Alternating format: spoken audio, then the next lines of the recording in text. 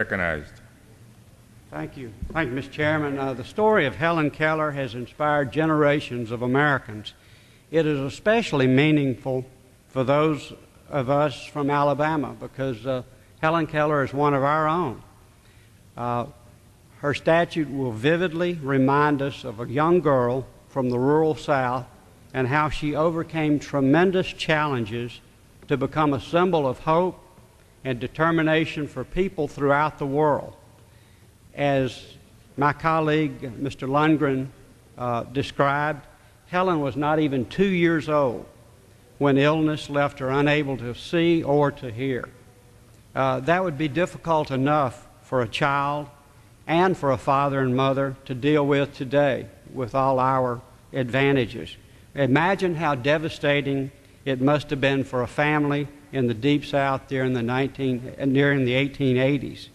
Some might have mistakenly assumed that Helen, or a child who was blind and deaf, may not aspire to do anything more than be cared for with compassion.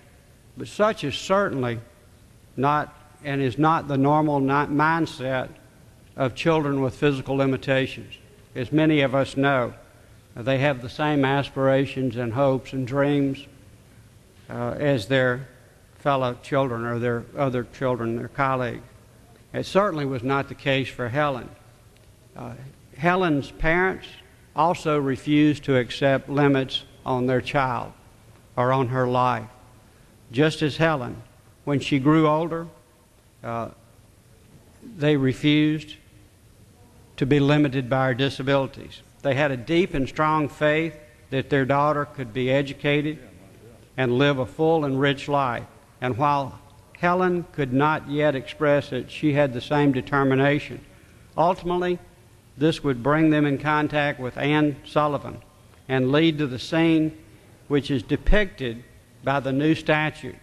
That miraculous moment when Helen Keller, with water running over her hands, finally understood what a word meant, and that word was water.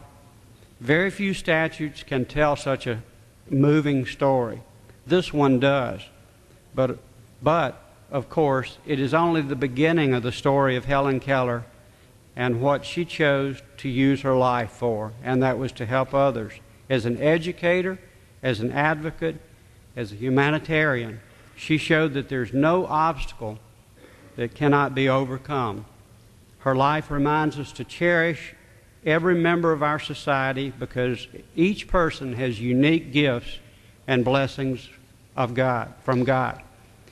The statue will be very popular, especially with children. It conveys the important message that whatever life's challenges, nothing should ever hold us back.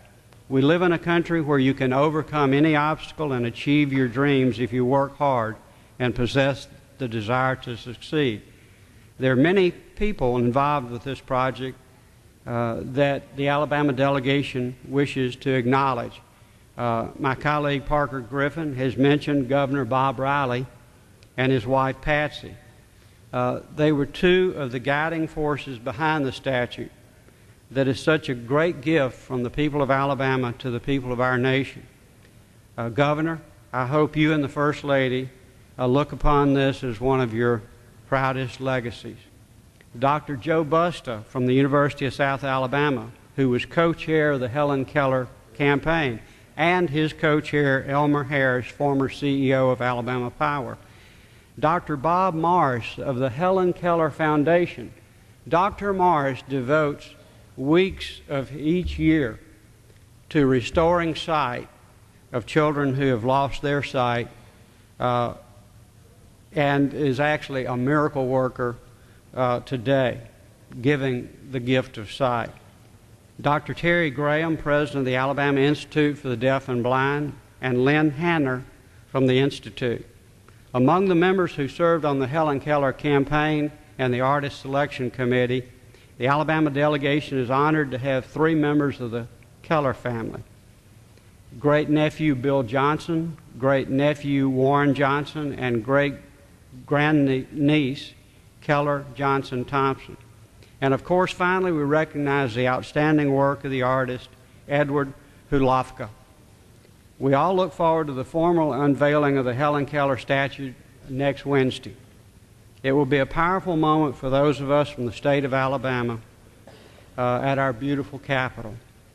Let me thank Senator Sessions and Senator Shelby for their support of this resolution and yield back the balance of my time. Gentleman yields back.